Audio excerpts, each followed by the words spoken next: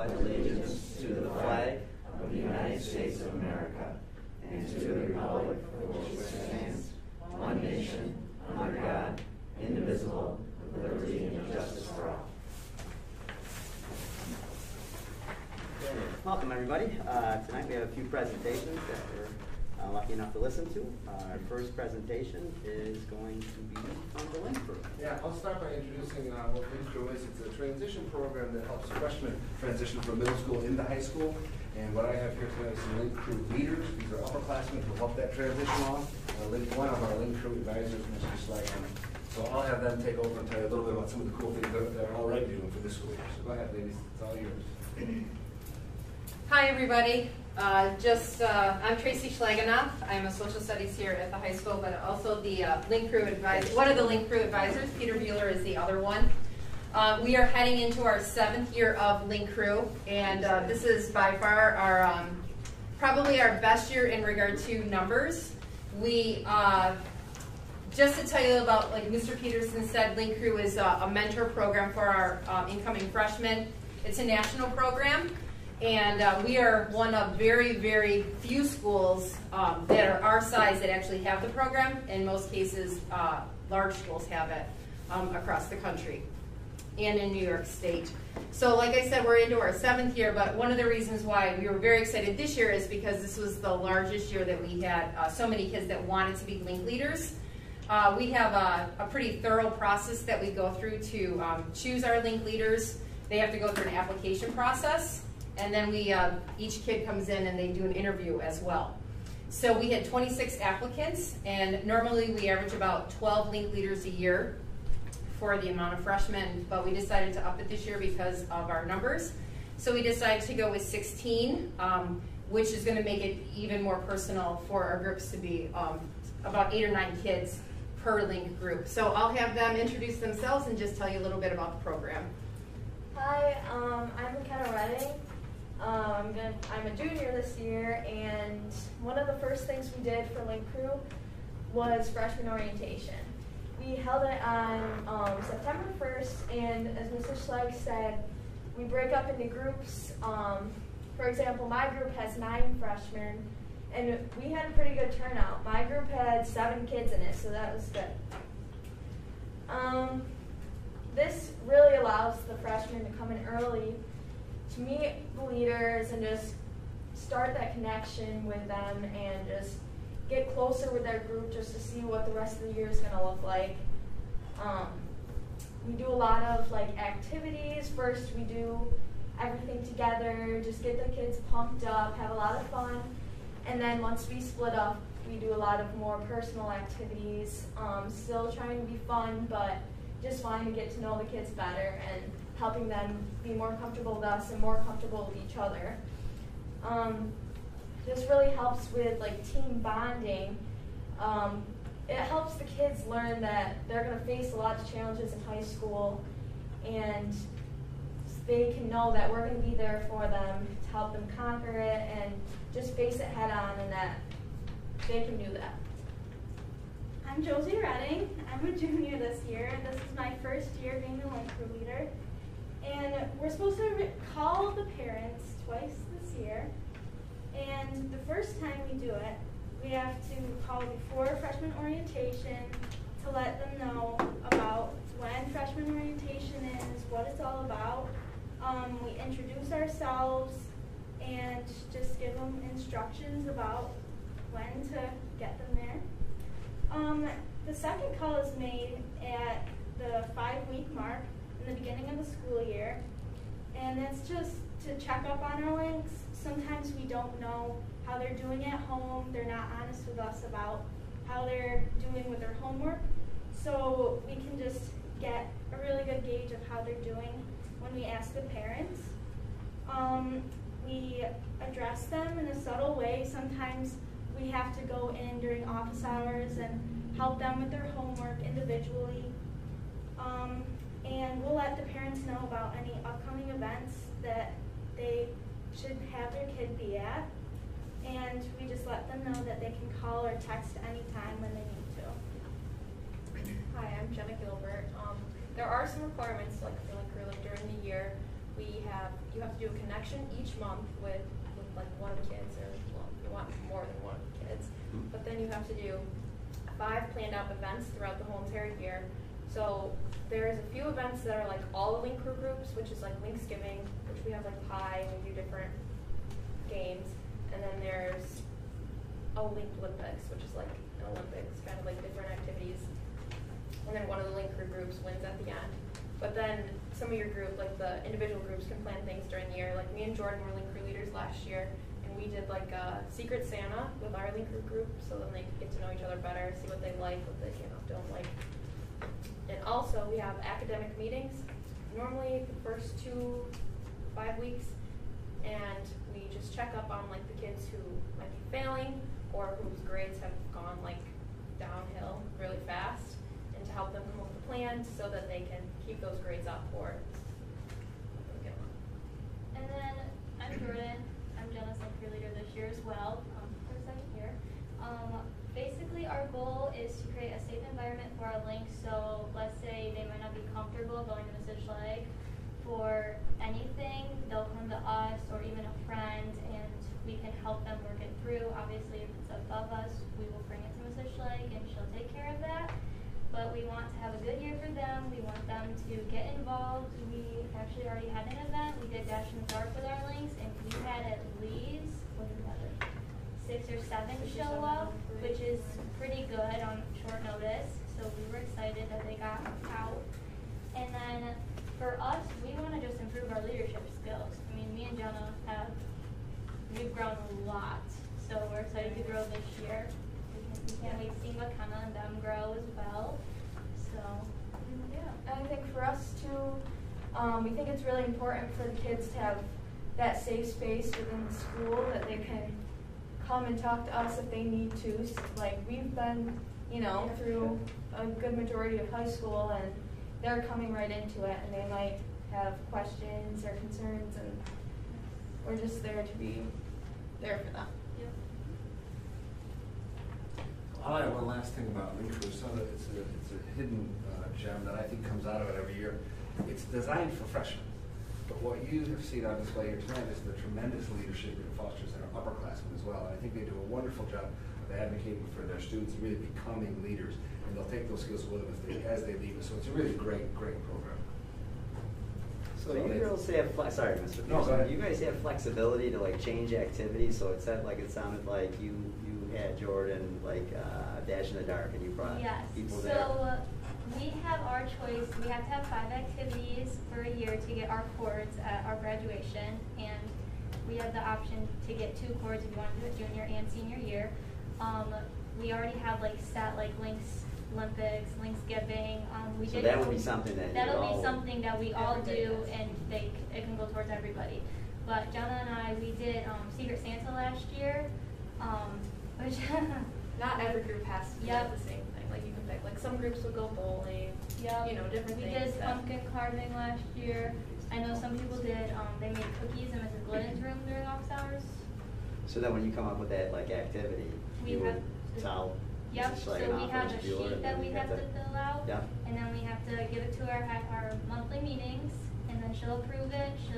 If we played kickball, so like we would have to approve it for Mr. Peterson, and then we would do a reflection as well afterwards to see what went wrong, what didn't, like what he could improve next time if we wanted to do it again, if it was a total bust.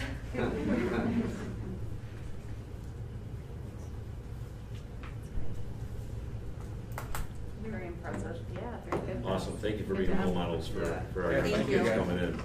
Great Thank job you. presenting, and I think too, ladies, that know it or not, you're preparing to be leaders out there in the real world. This is a great way to cultivate those skills, and I know at least 3 of Jenna, you might have slipped by me, I don't know you really well, but you guys are expected to be leaders out there and represent Oakfield as you kind of leave these halls and do great things, because you definitely will.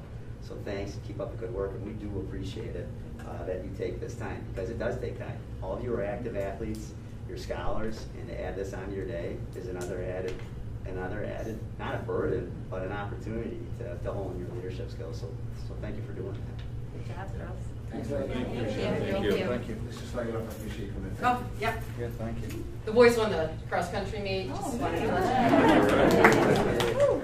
And the girls, it was a tight race, but I had to leave to come here. So. Thank you again. You're up, Mr. Peterson. All right. I'm moving around here. I'll take the clicker. So I'm posing a question here that I'll answer, but the answer to is more nuanced than a yes or no. So I'll start by posing it here and I'll come back to it. But there's some background to this that I want to present before I get into it. So, do we need a policy in the middle school, high school, related to student eligibility? Is kind of what I want to present here. Some background before I get to that. Generally speaking, in the early 80s, starting really in Texas, there was a no pass, no play policy instituted there. That basically said if a student's grades was below passing, they couldn't participate in sports and extracurricular activities. And that policy, which began in Texas in the early 80s, virtually spread to every school in America. I know school that I've been in didn't have some version of no pass, no play that I haven't seen. So after a decade or decades of that, studies started to come out to evaluate whether or not it was effective or not, this policy. And I cited a couple of them here. I won't read them to you, but generally, the tenets of those studies reflected some common themes. One, that it was marginal whether or not no pass, no play worked. Two, the benefits of it were far outweighed by the negative impact that it had on poor students and students that were minorities. And generally speaking, a student would be much more apt to drop out than they would be to regain their eligibility. So those are two studies that I've cited here. Again, you'll have this. I won't read you bullet by bullet, but I've cited a couple more here that said, the policies themselves and the manner in which they're implemented haven't worked. Too much focus on punishment, not enough focus on student support. Not to say that they couldn't work, but up until these times, none had been done really in an effective way that supported students. So we had to question whether or not they were effective, whether or not they were worth implementing. And I bring it up because when I first started here in January of 2019, one of the things that I would do is I would listen to people talk about, and they always worded it with the same language, student ineligibility policy. Those phrases stuck with me, student ineligibility policy. And it struck me, and I'll share with you this, and I did this with the teachers too when I met with them last week. This is something that hangs on the door outside my office. It had hung inside my office for too long, and it struck me that I wanted to get it out there because it defines who I am as an educator. And I won't ask you to read this, although feel free to stop outside my office and read it anytime. But the premise of my philosophy, who I am down to my bones as an educator, is really rooted in at least these four things that come front and center. In everything I do, every idea I hear, I have to filter it through these lenses, that we need to be a place that's student-centered, that fosters relationships, that has this positive and collegial environment, and that we're always looking to improve. So with that being said, I'll come back to the question, do we need this policy? It wasn't an easy one for me to answer, as I was inundated with such requests early on, back in January of 2019 and throughout. Do we need a policy in which we hold students or render them ineligible to participate? And it always struck with me that it presented more barriers for kids than solutions. And what I did, thinking of these three things, why would I implement a policy that, one, research said didn't work, two, punished kids rather than support them, and three, was against the very fiber of my being, my philosophy. So I wrestled with this uneasily as I considered what we could do or what we could create, because I wanted to do something to meet the needs of the stakeholders who were coming to me saying that we had to have something in place. So I did, and my first full year here, and now it's September of 2020, we formed a shared decision-making team. We populated it with some really talented people, and some of those people who are in this room, administrators, teachers, students, parents, support staff. And over the course of that year, we looked at the research, we debated, and we put together what I think was the structure for a policy that I could live with, that fit with my philosophy, a structure for a program that supported kids. And it's February 24th, I remember it was a Monday, and we had the structure in place that I think we felt fairly comfortable with. It was about 90% completed. And within 2 weeks, the whole world shut down. So we shelved it. It just sat because we survived for the next year plus. And we were never going to start the following school year with any kind of new procedures in place tied to student grades, because they were so fragile at that time anyways. You know, we haven't seen a lot of them in 6 months. So this really sat on the shelves, but I think now is the time it's appropriate, and Mr. Fiskus mentioned in his opening remarks to the faculty last week, the focus to be back on academics. I think the time is right now. So we're pulling this off the shelf, and I want to introduce it to you tonight because I want to share it with parents soon. I'm being a little coy here with the strike through, but the point I'm trying to make is that this isn't about eligibility or ineligibility, it's about support. And I won't read you what it is and what it isn't, but I will remind you that it's not an award, it's not a punishment, and there's some really, really great things here to build on with this support policy. And I'll elaborate on this, how it works, in the next few slides. The process isn't that involved. In fact, it's something we already do. We publish grades here internally, and we look at those grades periodically, weekly or bi-weekly, to see which students need our attention. We'll continue to do that, but the students that are failing a class are going to go on a watch list, and I'm calling that, for lack of anything better, level 1. It's a watch list for students that are failing a class. And we're not going to punish them. We're going to support them. We're going to support them by asking them to do something that's already in place, a structure we didn't have to reinvent, and we call it office hours. It's designed academic support where teachers are available to see all their kids, and if a student complies and goes to office hours and works and the teacher signs off, well, golly, they're eligible to participate that day, no penalties, no punishments. And that's a simple but important support that we can put in place every day to say to a kid that your grade isn't where we need it to be, but if you take advantage of this support, we're going to let you play. And it's not tied to grades, it's not even tied to growth, it's just tied to their effort. And I like that because it opens up opportunities for kids instead of punishing. So after 2 weeks, we'll publish the list again. Any kid who's still failing, we're going to add another layer of support. We'll still do the office hours thing, we'll still have the teacher sign off. We're going to ask them to show up after school for tutoring. We'll have content area teachers there ready to help. And we're going to target what they know, what they don't know, and we're going to support them. And that's from 2:45 to 3:30. Will some of them be late to practice? Maybe. But they'll be at practice, and they'll be supported with our teachers, not just in the classroom that day, but they'll have seen them during office hours, and now they're going to see the content area teacher in that subject after school. It's an important layer of support. 2 more weeks. Now we're 6 weeks into this. If those things still aren't working, level 3, we're going to ask students to come in on Saturday, and we're going to support them, we're going to love them, we're going to open our doors, and we're going to have a place where there's Wi-Fi, with heat's on, where there's adults here who are going to facilitate them and look at what they need help in. So these 3 layers of support, I think, fit into my philosophy of supporting kids rather than punishing them. But we have to remind ourselves that it's not perfect. And what I've asked the staff to do, and what I'll ask the community to do when I share this, is to be flexible. There'll be glitches. There'll be a time where a kid falls through the crack and he didn't go to office hours and he ends up in practice and we missed him. But we'll follow up with that kid. We'll reinforce what we think is important. And we're gonna continue to build this. I think there's room for this to grow into something great. And what I love, and what I didn't present to you here today, though, is that written into this, built into this, is a layer of communication that's going to strengthen, not weaken, the bond between this school and our community and our families. Because we're going to communicate every step of the way what we're doing in the classroom. Before grades are due, after grades come out, when they're on various levels of support, we're going to maximize our communication with home, and we're going to take a quick look at grades and why we're assigning things and how we're assigning grades. And if we can get that kind of flexibility and get the coaches and advisors to buy in as the front lines of those that communicate with the kids, there's room to build this into something really, really great. And I wanted to present it here tonight before it went out to parents tomorrow, in case you had questions that came up. It's a general outline of what we're going to build.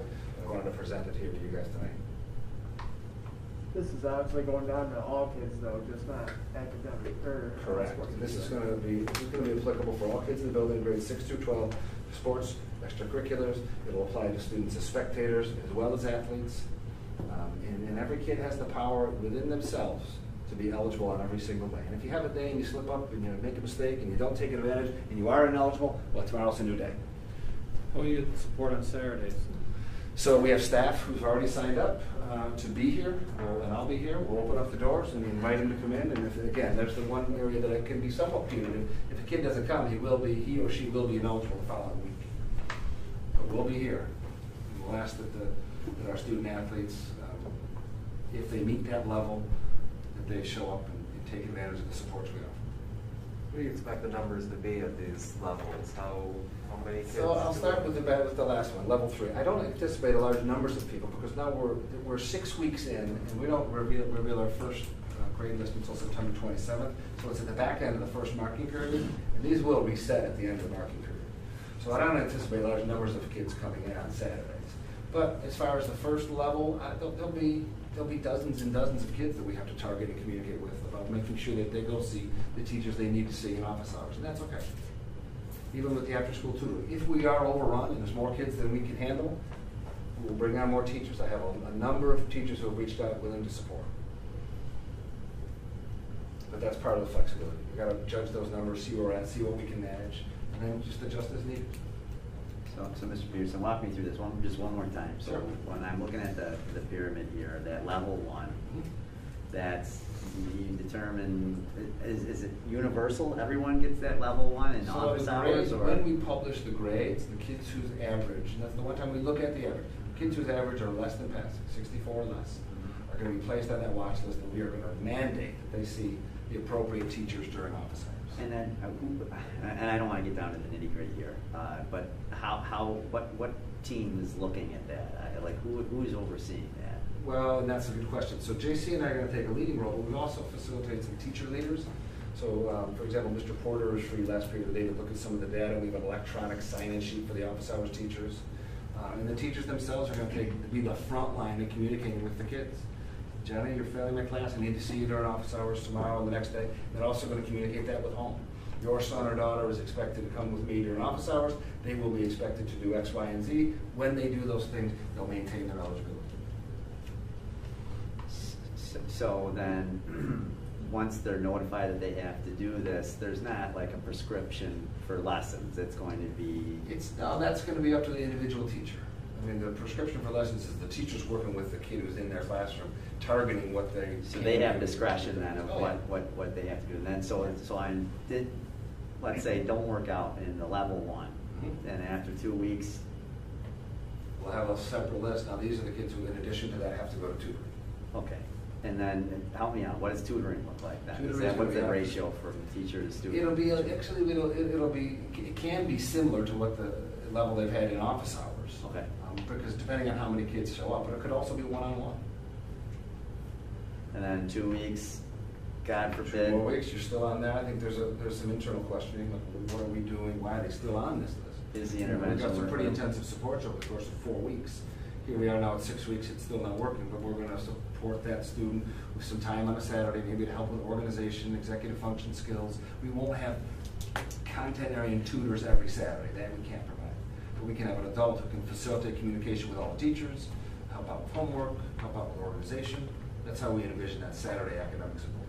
Okay, now let's say that there's a student with a classification. How does this work? If a student with a classification, within this, and it's a great question, we have special ed teachers available during office hours right alongside content area teachers. So those whatever's on their IEP is going to be met in earnest and every step of the way. Can I ask a question? What happens if it's in more than 2 subject areas? And it will happen. We'll have to be flexible. The 2 teachers who have the kid will have to communicate. You come with me on Mondays and then you on Tuesdays, and they'll have to communicate about how they're going to share that stuff. And there's some other glitches where we can't, for example, phys ed teachers aren't available during office hours, so it's not perfect, and we'll have to, come up with solutions if that comes up where students failing PE, what we can do to offer support in that area. So it'll be sort of a rolling list, man. Like if I'm on there for week 2 1, is it a 2-week block? I mean, if after a week I'm there for 1 week, I'm doing better, say I'm barely. Might be a day. Barely, okay. We have an override, passing override. The teacher Gotcha. who they work with Okay. just clicks the box, it turns green, and everyone sees that sort of override. But I'm now doing okay. I can return to normal life. You wouldn't be required to attend that. Okay. office hours. So we're not going to continue to make kids come if once they get past and you've done your job, Correct. go on. Then should That's a exactly couple right. weeks down the road you fail again, you're failing again, come back. And we'll open up our arms and we'll Perfect. teach you, we'll love you, we'll support you. That's how it's designed. Good. So this is something obviously we're rolling into, we want to go to do. That might be a crazy question, but what are we doing now? So again, I love that question as well. A lot of these supports exist already, and this really centralizes the process and helps us target the kids who need it. So we published these lists last year, and we invited, and lots of teachers did, submit comments, and it allowed us to see the whole kid, the whole child. I could see Johnny's grades in 5 different classes. I saw that he was failing 3 of them. We talked and we communicated, but there wasn't much of a process. This puts a process to that. All right, for our end, what I would like to see not names because we can't see names, but I'd like to see numbers. How Yeah. would that be provided for us? Right, so what I'll do is I'll try to Updated. periodically report on where we stand, how many kids we've identified on that tier 1, and what will it look like over time, and I'll report to you about the progress of this along the way. So at various points during the school year, at a board meeting, I'll share with you some of the data. Because this to me sounds very similar to RTI, and at least on my level, at the elementary level, and there's stagnancy. A lot of times that happens, and I would hate to see something that's stuck at like that level. But it seems like there's things that are embedded that they're going to progress from that level 1, level 2 to that level 3. That's the goal. Yeah. Yep. And again, like I said, if we want to be realistic, there might be a kid who this policy doesn't move, and they're not going to play a sport. It doesn't affect them if they're ineligible or not. But we're still going to do our best to work with those kids. So it's not perfect, but what I like about it is the process. It's something in place for us to, on a lot of different layers, to build those connections with families, to support the kids who need us, not to punish them, not to close doors to them. They feel a connection to our school because they're in the chess club. I don't want to take that away. And if their effort, if they're trying their hardest, I don't want to take that away. So like a kid could hover around this phase 1 or level 1 and just kind of hang there for a while? They could. I mean, hopefully the point would be implement a process and intervene so that they wouldn't Right. go either level 2 or they might not need it, right? Right. But that process would be. Should be on our watch list every step of the way. So it's new. I believe in it. I'm committed to it. I think it fits in with what a lot of people have asked us to implement, and we're going to make it work.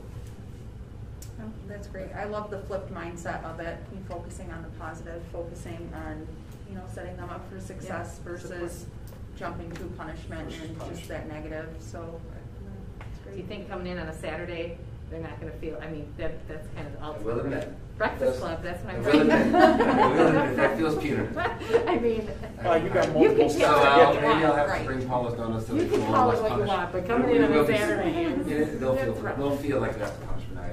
And then will administrators be there on a Saturday to kind of oversee that? Pardon me? Will like an administrator be there on a Saturday to oversee that? Absolutely. And especially to start off, we want to make sure that this hits the ground running and we have success with it. And you also have to know, as Mr. Peterson said, 6 weeks or 4 to 6 weeks would go by before anybody would be asked to come in on a Saturday. Right. And knowing that at the end of each marking period, we kind of press reset. So there may be a student that would only come in for 3 or 4 Saturdays, during a marking period. I have to say that I have to applaud the teachers and you, Mr. Peterson, for this type of thinking, because not many school districts are thinking this way. I think if you do ask most school districts and say, what's your eligibility policy or ineligibility policy, it is, well, if a kid's failing 1 class or 2 class, then they can't practice, they can't play, they can't do this. And that's not what is going on here. So I have to applaud the teachers, because I know every teacher wants every kid to pass their class, and to get away from that punishment view and get into the support idea is what we need to do, especially now for our students, especially what we've been through the last 18 months. So I applaud the teachers for being a part of this, for coming up with this, and we'll see if it works. And I know that you've mentioned many times the word policy. I think right now this is a process and a procedure and protocols that we're utilizing. And then, if we find great success in this, then that certainly could turn into, a board or a district policy and hopefully maybe set the tone for other school districts to follow. Because again, in my educational experience, kids are having trouble in school, but again, what keeps them coming here day to day is the extracurriculars. It's the musical, it's the sports, it's whatever. And then when you pull that aside, now you're probably going to lose the kid where he doesn't even show up to school anymore. And that's not what we want. There's always something that grabs a kid, and we want them to come here because we can't help them if they're not here. So I think this whole idea of supporting students and not punishing them and keeping things away from them, is the way to go. That's our goal. This will be a lot to manage, and I'm also thankful for the teacher support. There's a cooperation there that's going to make the management of this feasible. And if it wasn't feasible, we couldn't continuing. So I'm super appreciative of the effort that the teachers have put in, not just sharing ideas, but really taking a leadership role in it too. So. Well done, Mr. Peterson. Thank you so Thank you. much. I really like We'll the keep you idea. updated. Thank you. All right, next up, we have capital project update. So take it away, gentlemen.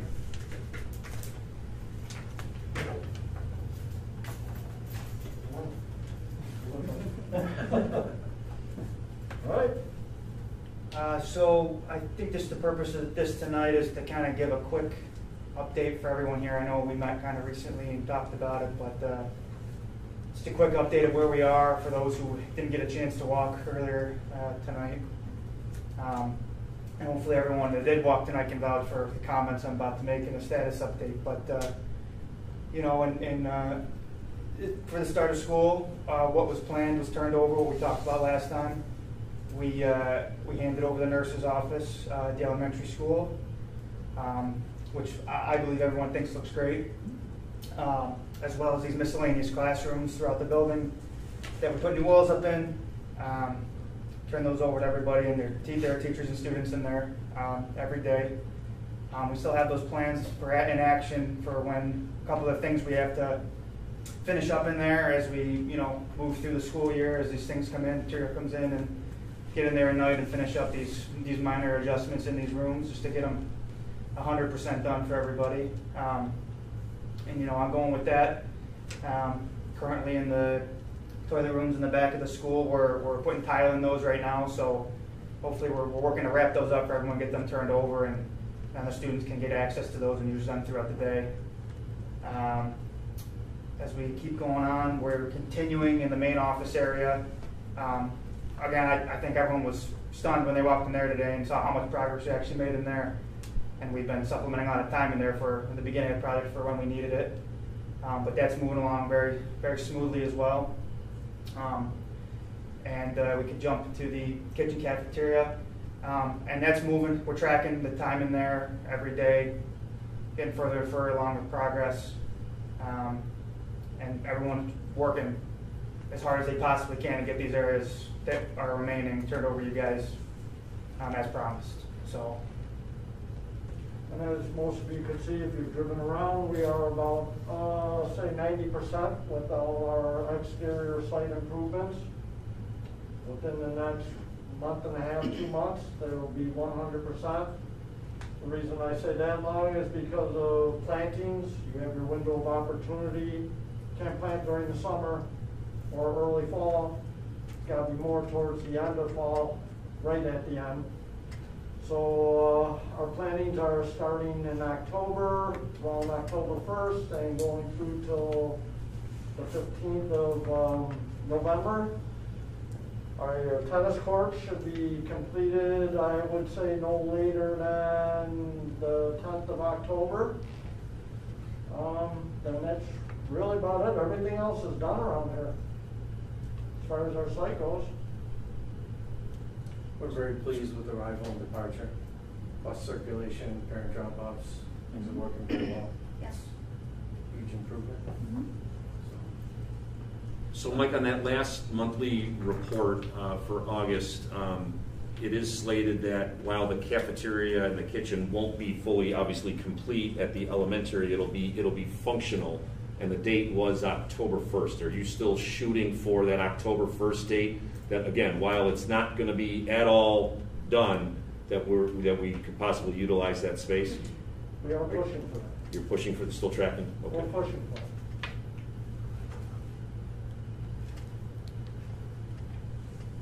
Could I ask that if you have in your mind that it may be pushed back a little bit to let me know as ASAP? Oh, without a doubt. And I know you've been very good in that, so thank you. Without a doubt.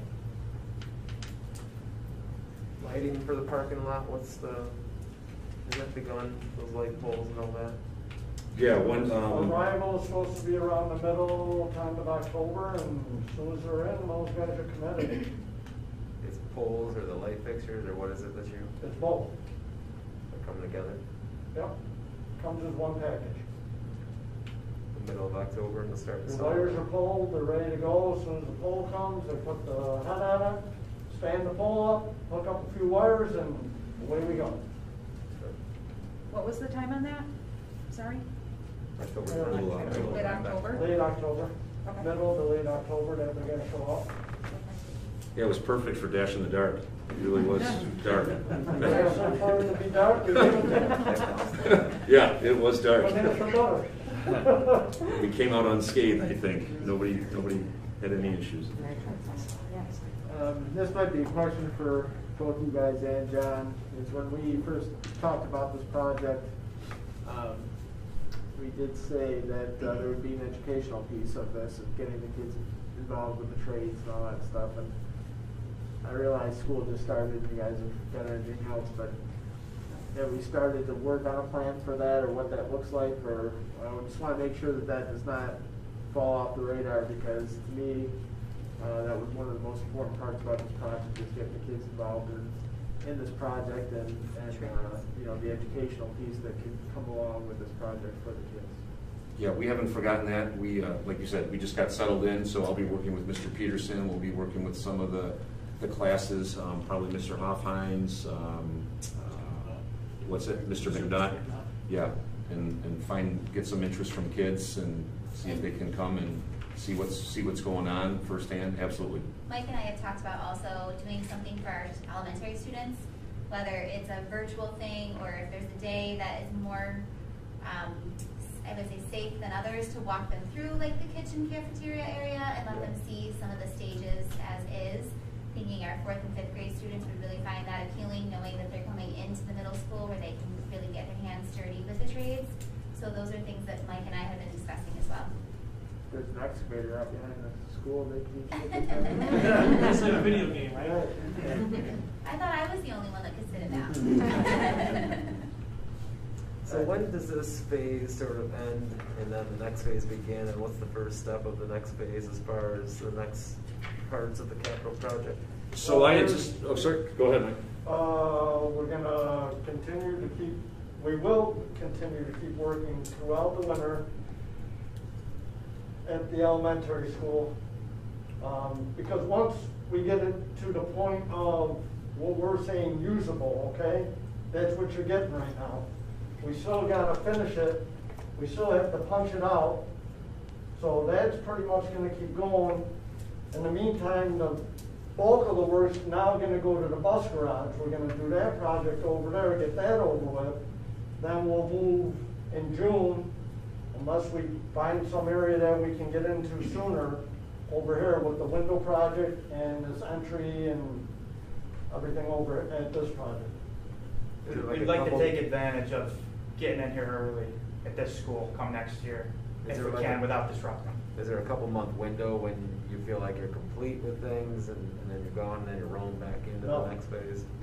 You expect to be here, you're saying? With the way everything's gone this year, and you can attest to this mostly, We're just gonna keep every going. school district is just gonna keep going, because with the late arrival of materials, manpower, now hopefully people are gonna start coming back to work, and we're able to get manpower, but your materials were so far behind, now everybody's getting all the materials, so that means all the work that's out there is screwing up the manpower. They're spreading themselves thin. Hopefully, with what's happening, more guys are gonna come back to work. We're meeting with the trades weekly as the materials become available. I keeps mentioning windows. Windows is a great example.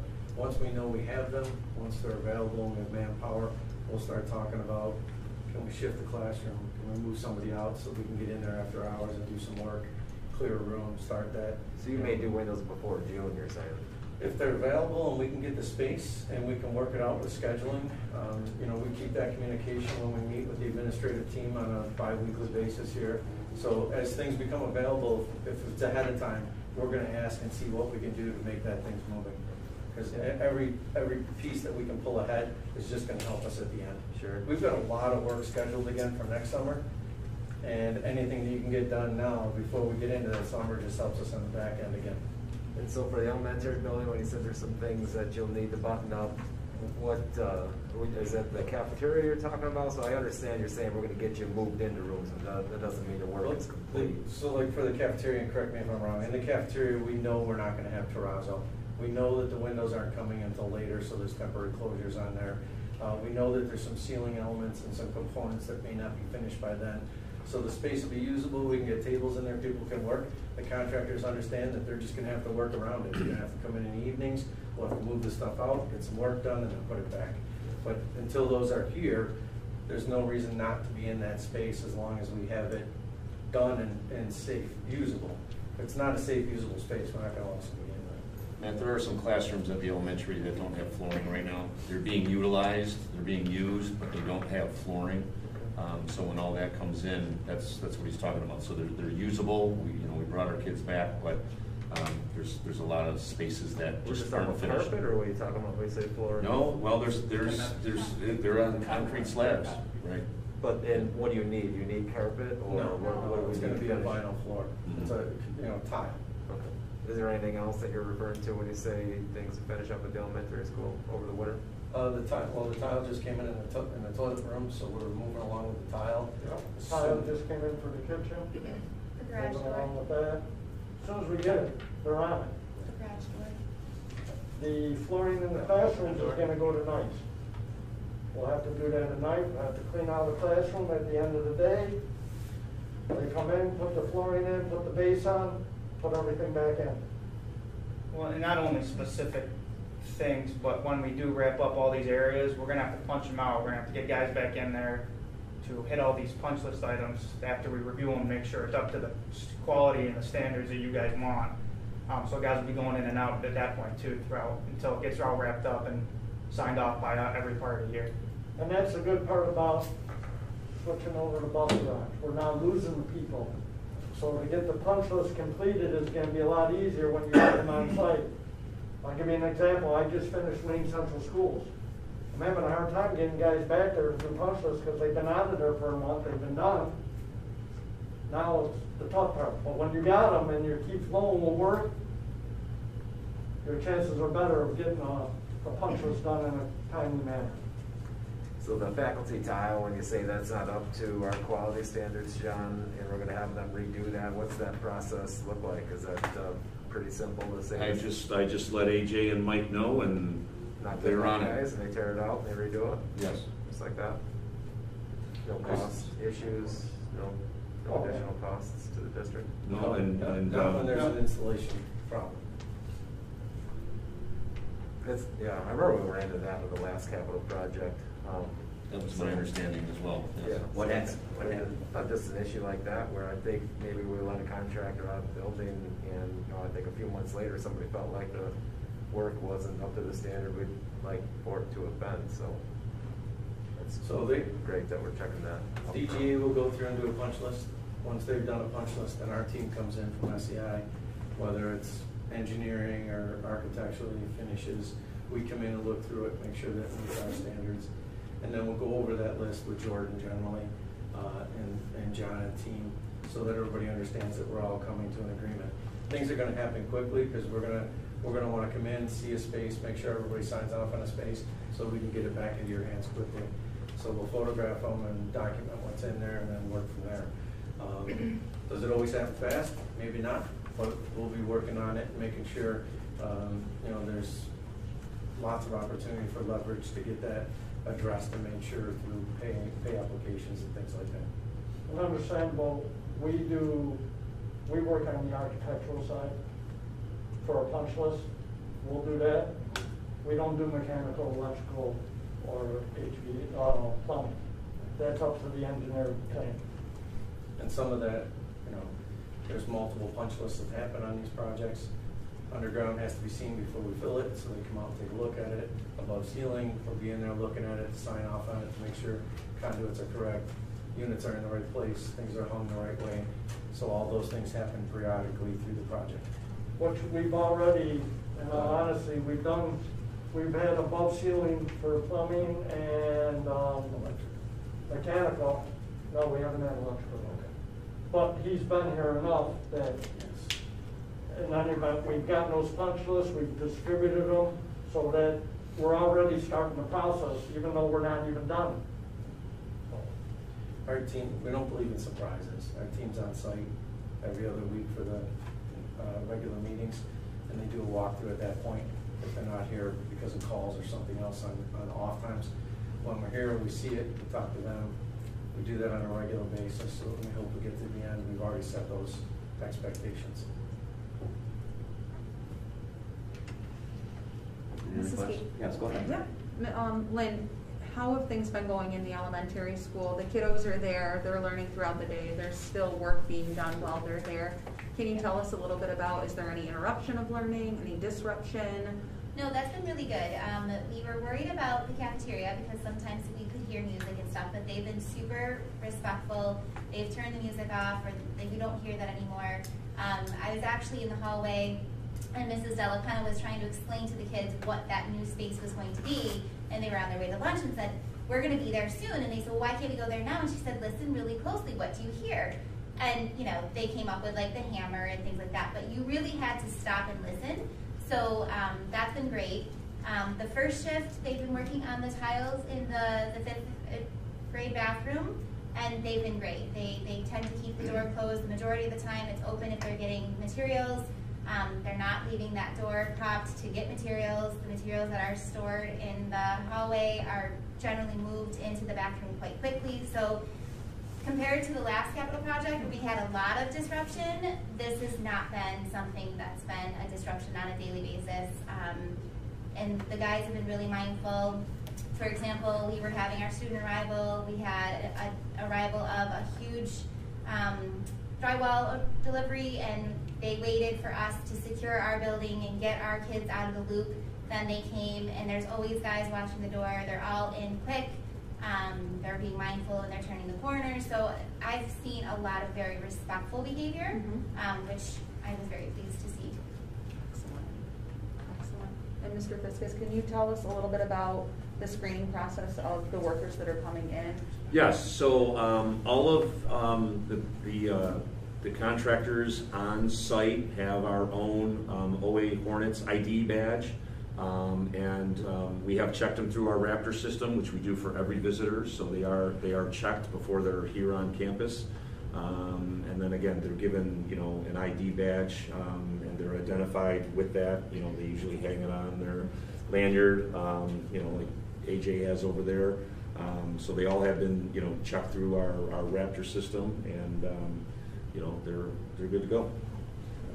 Thank you for doing that. Yes, thank you. That's greatly appreciated. Drop off, Lynn, they're doing better. It seems, a little bit improved Yes. every time. There's not been any scary moments of buses and car collision. Jordan Alejandro has been really crucial with helping the traffic flow, sending out additional parent squares, having individual conversations between the two of us. Some of the UPK parents were thinking they could park in the loop and walk across, and we've completely stopped that practice. Once we got through that for the first couple of days, it's gotten much better. Right now I'm trying to get people to ease their come to school. There's some families that are coming and sitting about a half hour before our dismissal. We're trying to have some conversations to explain that this is a fire emergency area for us, and we need to have access to it. We did a fire drill the other day, and there were a couple cars parked that Jordan interacted with, just to kind of give them the mindset of, if there was a true fire or an emergency, fire rescue has to have priority. So those are some things that we're working on, which I can't, complain about excited parents to be here. So, but as far as the bus loop, that's been a dream. We were able to do all of our bus drills at once. Everybody fits nicely. The kids know what to do. Nobody drives away until Josh clears all aisles, and then they just pull out easily. Families have been very mindful of not parking there during the day, or if they are, it's just a quick visit to get a kid or drop something off. So we're working through all of those. So those parking spots that, Yep. are in front of where the bus is, that's for, who parks there? If they're not supposed to park there, you know what I mean? So the white lines are your additional parking spaces, and Christine and John have worked with us on a sign that's going to be very explicit on do not park here for bus times, and there's going to be 2 separate times. During the day, other parents could park there. So right now, today for example, we had a couple kids that weren't feeling great. We had a couple kids came in after a dentist appointment. They park there, they come to us, they ring our doorbell, we exchange and interact, then they leave. So there's no long-term parking there during the day unless you're on the side and they're in the yellow lines. Yeah, because that would be tight with buses there. You And can't, it's not possible. Yeah, It's absolutely. physically not So possible. so that's We all kind of keep a mindful eye on that. If there's a parent that's arriving during a bus time, we've been making other arrangements with the front. You know, we might walk the sick child to the front door. We might ask them to wait. We can tell Josh, can you please postpone this bus? We can get this child out. So all of those things are fluid conversations. The reality, those spaces are not your generally operating spaces. Those spaces are put there as an additional precaution for the fact that if you don't give people lines, they're just gonna park wherever. And when you have those events where you bring in that huge influx of vehicles, we want some kind of delineation to help control that. So that's where those are gonna come into play. It is educational, we were talking about this earlier. It's really a learning process. It's done at a lot of schools all across the state. It is successful, but it does take some training, you know, to give people understanding. And unfortunately, human nature is sometimes some people don't learn by just reading a sign or being told. And that's a discussion and a decision that'll have to be made to deal with that when it becomes that, but hopefully it doesn't. Well, I'll tell you one thing, I was here at the end of the year last year, and just yeah, was it? Yeah, it was the end of the year. But I noticed a big difference at dismissal, at least. Usually when they're coming in, I'm in my office working, but dismissal-wise, I noticed a big difference by adding that bus route down there and taking care of that. Is there any signage there saying do not enter during these hours? No, that's on order. What the signs are going to read is that there is no parking in that area from 8 to 9 and from 3 to 4, because our buses would be dropping off at about 8:15, 8:20, and then picking up at the 3:20, 3:30. So if the elementary building does have some sort of event, where if it's just a luncheon or a parent is coming in for a birthday party or something, that parking lot is open. We will ask them probably to park out front, but that certainly is overflow for the grandparents day, that we could utilize those extra spaces on that side as long as cars are out of there by 3 o'clock before the buses start coming in. So there will be signage, but it's on order. It'll be interesting maybe for the open house. Is that typically one that fills this parking lot up pretty good? How we do with that? I mean that's. So the sad news is we're going to do a virtual open house until the project is done, and then we're going to do a grand reopening.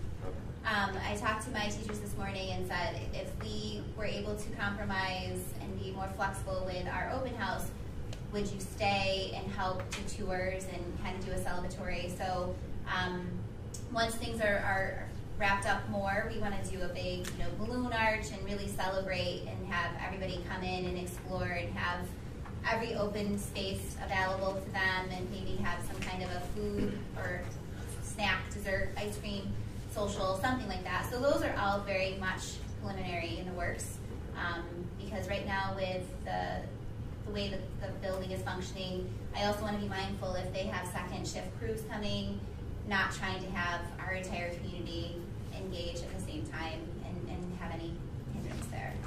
So this Thursday is just up here. Oh, so the middle high school, it's just up here. Yep. Yeah, elementary is going to be in October. So that parent square went out for everybody to come a little later in the elementary park and stuff. Yes. So does that just clog up the end and like have cars go all the way out? I don't know. I heard some kind of rumblings about, does it just, you know what I mean? For the arrival and the dismissal? If people all come later all at once. Well, actually they're not. They've been really good about spacing themselves out. The last 3 days, we have not had anybody waiting in line. It's been a 5-minute window. Once we open the doors at 8:30, by 8:40, there's a couple cars. By 8:45, I'll be lucky if I see a car. So that's worked out really nicely. And the reason for that was we had a lot of people sitting and waiting idly. That always kind of makes me nervous for various reasons. The other day we had a parent out there, and she was out there at 2:30 waiting, and all of my kindergarten rooms are right there. So that's just an uneasy feeling for me. We're trying to do our fire drills, and I would never want a parent to think, well, my kid's right there, I can just take my kid and go. I just feel like we're inviting ourselves for some confrontational conversations at times. And so trying to keep that a very open area so that if we do have an emergency, fire rescue takes priority, that we're not having the extra visitors. Some of the teachers will take the kids outside and use those sidewalks for like chalk talk or recess. They're very hesitant to go out when there are parents sitting idly because they don't know who they are. And so that just takes the security level away for them. So those were the reasons that we were kind of encouraging them to not stop and hang out. Okay, gentlemen, thanks again for your time. Thank you. And your Thanks, effort. guys. Thank you. Thank you. Have a good evening. Thank you. Thank you. Okay, on to the approval of minutes. Be it resolved that the minutes of the August 24th, 2021 meeting be approved. Can I get a motion? So moved. I'll second. Second. All in favor? Aye. Aye. Opposed? Motion passes. Okay, Tara, I didn't see any visitor requests. Correct. All right. Second reading on policy 7131, education of students in temporary housing here.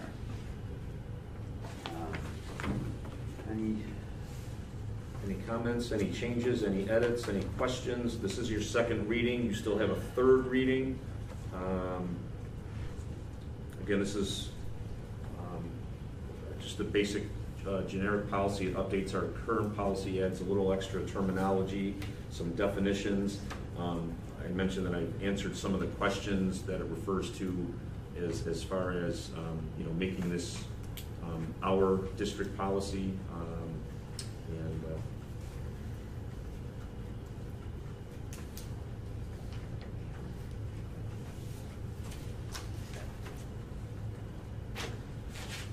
Discussion on this at all? I think John's right. It does I'm go good with through it. definitions of feeder schools and they're kind of tightened up terms and are they deemed to be homeless or not, and what our responsibilities are from there.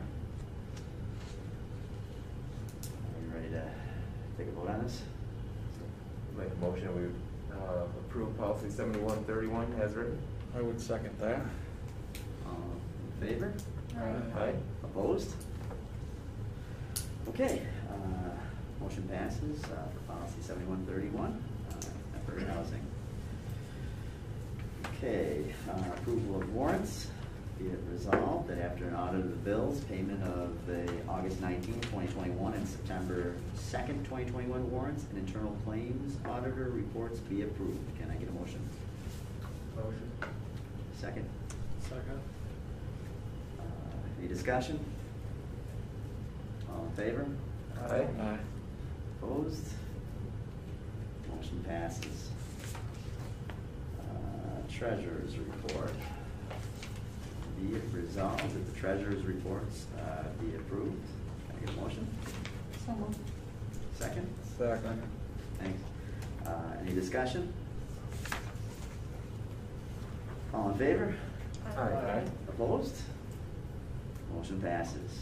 Okay, Christine, business report here. What do you got for us tonight? Tonight, I handed out to all of you in response to some questions. We have our final equity transfer on here for last year. The treasurer's reports that are on here, the expenditures and the revenue are year-to-date 2020, 2021, so that's June 30th, final numbers, so if you want to look at any of the detail for that. But we received the final entries, we booked all that. The auditors will be coming in October to talk to you about, to present the financials and hoping to have a draft warrant for you. But the results from last year, we had a little over $1 million in surplus, driven predominantly by the fact that we were concerned about the 20% aid cuts last year. We were very conservative on our expenditures. There are a lot of things that we didn't. So I tried to, this very first page kind of explains to you the items in blue are your expenditure codes and kind of the general areas where the larger surpluses as far as actual expenditures to what we budgeted were. In our special ed area we had significant line item. You know, we budgeted significantly more than what we ended up expending. Same with operations and maintenance. We didn't buy equipment. Christine, going back to the surpluses in the special ed code. I think the math, I think I copied the formula there. Okay. Yeah. The middle column there is actual. I can get you an updated version of that. There's a little bit of math there. When you add that one column, it doesn't add. I just noticed that now. But we did have, so it's about a $600,000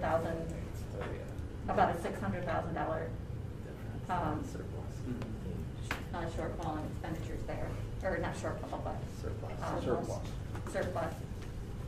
Operations, same thing. I think you know, with more equipment, we weren't in the facilities as much. I guess there was a lot of better rates for utilities, according to Jordan, and that drove a lot of our utilities down this last year.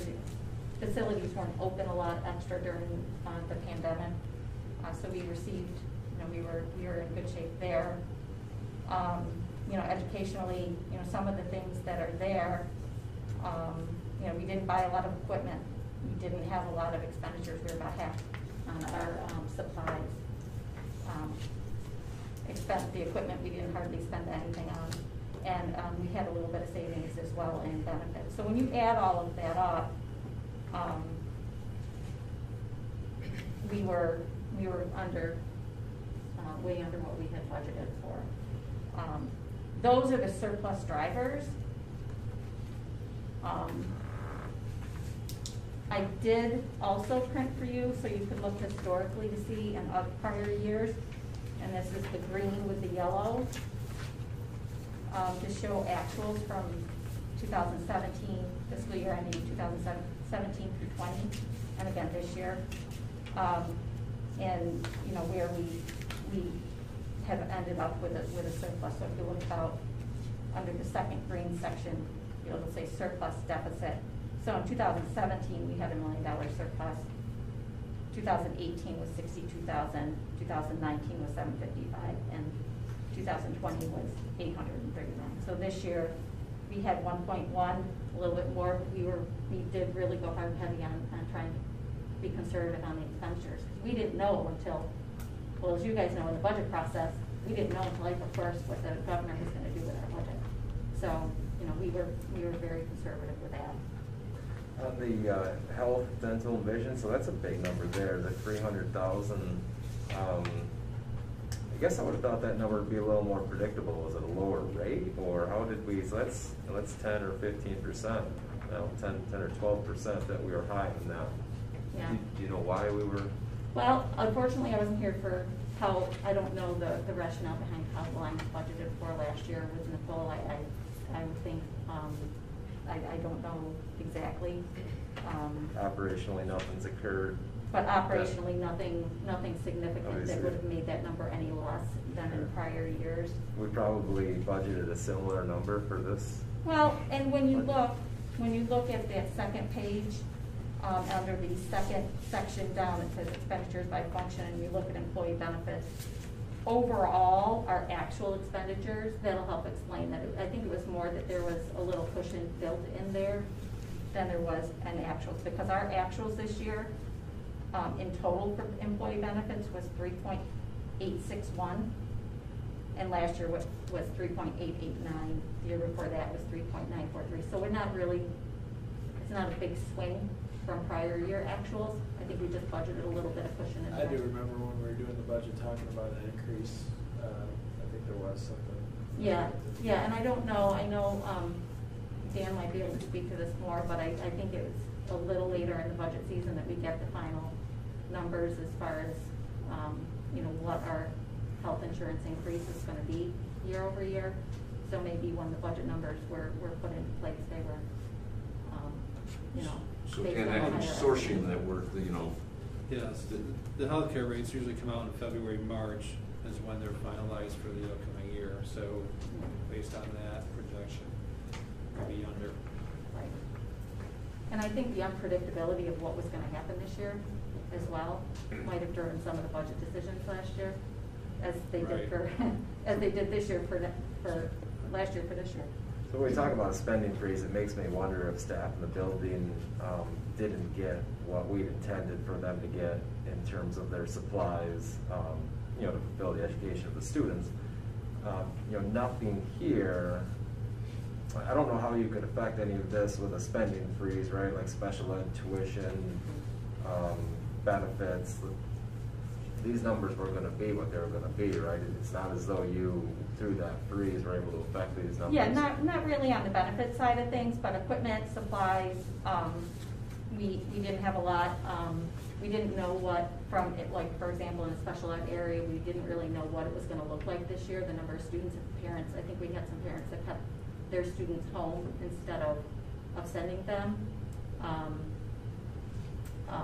So therefore, like OTPT expenditures, things like that were less on that. So yes, but yes, the things we did have discretion over, yes, we did not spend them. For example, we had budgeted for vehicles for proms, we didn't spend them.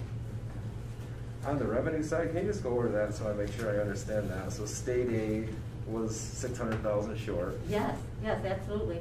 Yeah. BOCES came up higher than we expected. All other was short. The Yeah. use of reserves. So that was so we had budgeted last year to use $190,000 in reserves, 175 from debt service and 15 from, goodness gracious, I think the ERS reserve.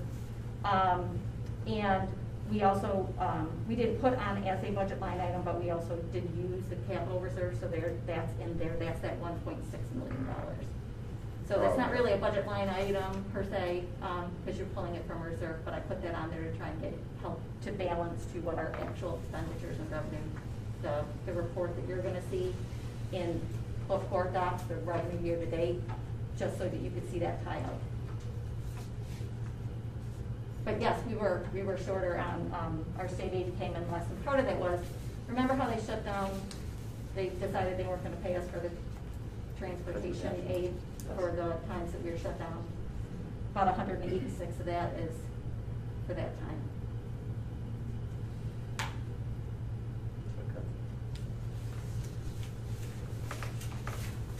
Again, that second page is what I really like about this. This is historical data right off of Open New York, Open Book, and it'll give you, those are actuals.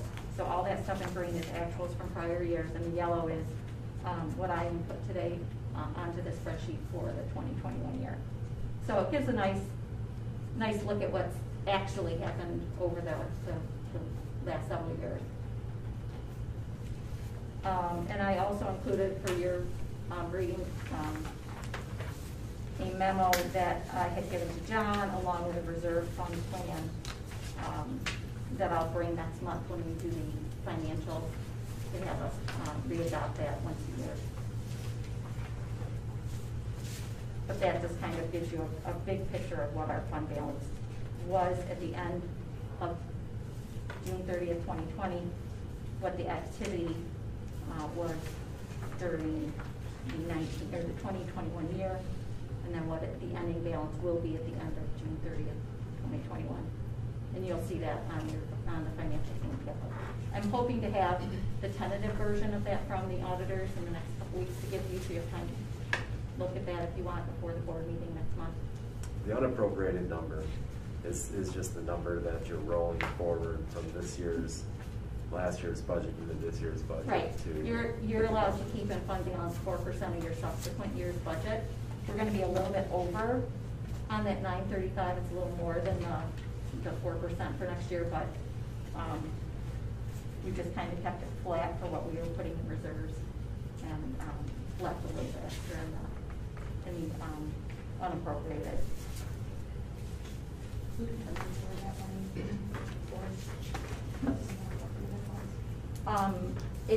We just keep it there. It's something that every district's authorized to do by law to keep as a cushion every year.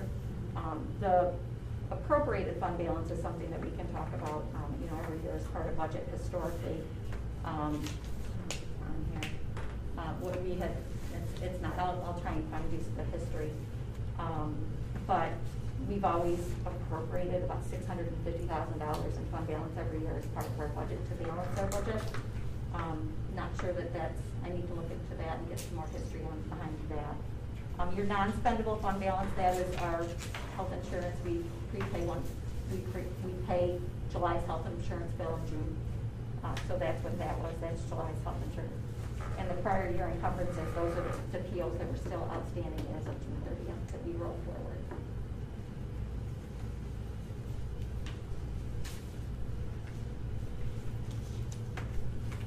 Other threats.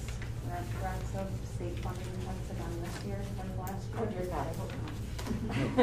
Yeah. I don't know if I want to go through that again. I don't think anybody wants to go through that again. But no, I don't.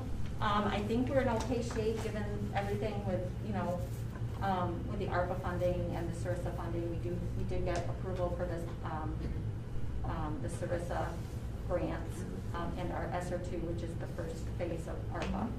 So, I'm feeling confident about that. I'm just waiting for the next funding, the grant application process to open for the rest of it. But I think that there is so much stimulus money still on the table. I think that we're in pretty good shape. And I don't anticipate them doing anything like that. But new governor never had any experience, so it'll be interesting to see how it goes.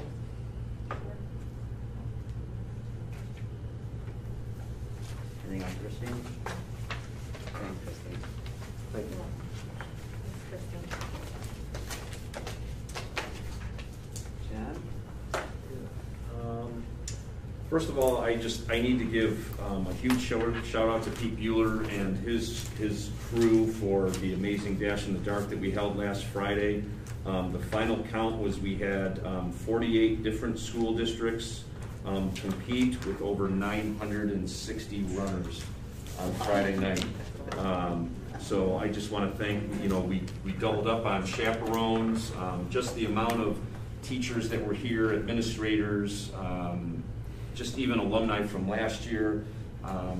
Parking, obviously, I mean, if we had an extra 300 parking spots, we still wouldn't be able to park every car. And I honestly attribute it to, I think a lot of school districts last year weren't open like we were. And to have an event like this, the first week of school, it was a beautiful night. And, some of these kids hadn't competed in, 18 months. It was just a fantastic night. The concessions were here. We had some food trucks. We had an apparel tent. Great time had by all. Like I said, the only thing that I was concerned about was how dark it actually was. But it was just a great night. So congrats to Pete. He spends a lot of time. Him and Brandon Rebird and Art. They spend a lot of time getting that track set and organizing it all, and just then everybody comes together and supports it. So it's just a great night.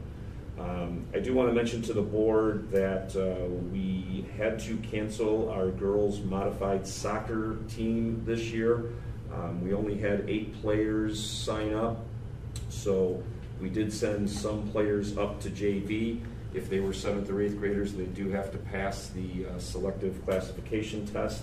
And if they were able to do that, we moved them up to JV. And I know that Dave Carpino is moving, some girls around to accompany that. But we did cancel our modified soccer team. The modified soccer team is coached by an ELBA coach. It is part of our shared program. So we just aren't going to run a modified team. And I believe that modified soccer coach is now just going to volunteer some of her time up at the varsity level, JV varsity levels. That was 8 girls between both schools? Yes. Yeah. So numbers were way down. This is not something unusual. Many school districts are not running modified teams. A lot of schools in this area. I thought I saw Jeff back there. I want to say that there's about 4 or 5 in the area that just don't have the numbers. So Kendall's not. Yeah, so yeah, it's tough. So we had talked more and more about, do you do a varsity and a modified, or just a modified A and a varsity, just to have 7, 8, 9 and then 10, 11, 12. that could be, quicker here than we think, depending on the numbers. But we made the adjustments, and then that's what we're going to have to do.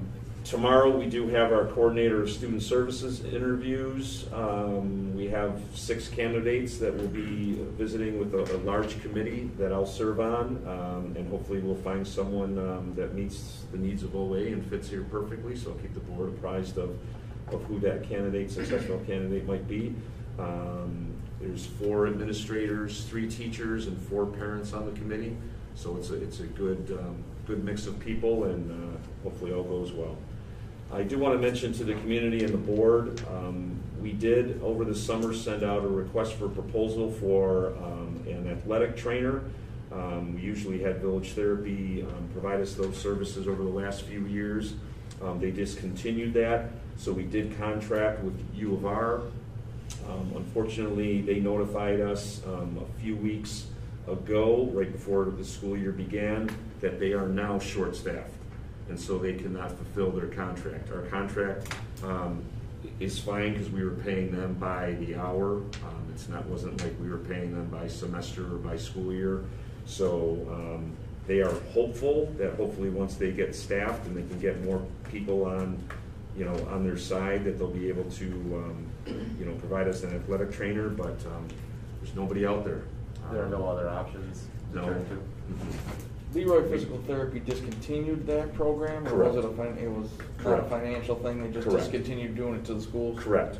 They don't have the people either. They don't have that. Yeah, I mean, it's No just trainers. For them, it wasn't a money-making deal off school district. Well, I know because we were getting a heck of a deal, and I thought we were going to pay a little bit more through U of R. I didn't know if it was a money. I couldn't remember if it was a money thing or. Nope, Gotcha. and we were all set to go, and now they're seeing the same issues. Gotcha. So How that's long is that. it, you might not know, Jeff, maybe, how long have we had? Okay, so I'm going to stop Oh, just is a he gone? second. So to answer the first question, 5 out of 11 schools in our league do not have either a JV or modified.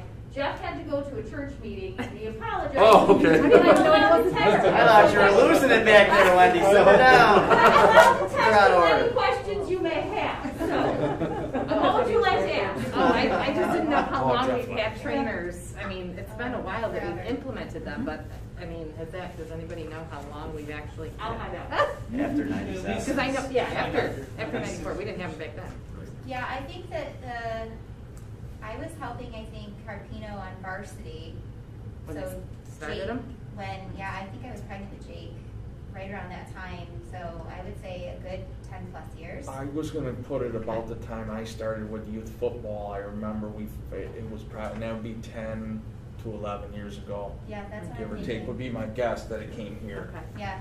And we started slow. Like, they were only here for varsity games, and then they kind of rolled it out. They were here for practices, and they were here to help out. Yes, Yeah, Wendy. it's 13 to 14 years. All right, so we were close. Yeah. Not too Okay, bad. okay, all right. But yeah, it's a quick picture. Yeah, we'll continue to pursue that, but unfortunately, that's just the state that we're in right now.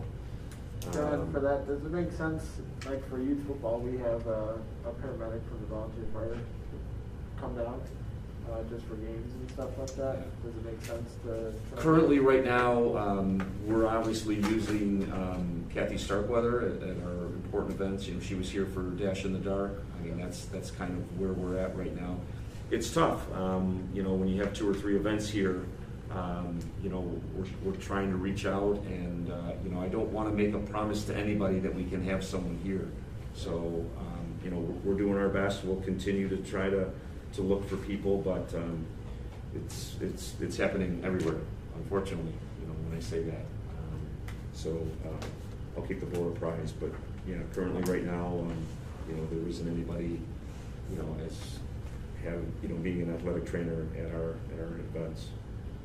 And then I think Rob was going to mention some technology updates. Sure. Him and Rich have been working nonstop, and Yes. We have, as you can see, the speakers are the style of classrooms, and then out in the hallways it's a double-sided sign. There's about 200 of those units that are still being configured. Obviously, in the other building, there's some that are up yet because of construction. But we are working on getting the bell schedule next so that the teachers will hear a different sound for the beginning versus the end of the period. It'll display across there beginning period 1, end period 1, and the flash strobe will go too. So there's an auditory, visual, and a multimodal kind of notification for that. The phone system, this room doesn't have one, so this is a bad example. That's the old phone system over there. It has a color display, so we have the ability to push notices to them as well, such as a lockdown or a fire drill that would turn red, turn green, and whatnot.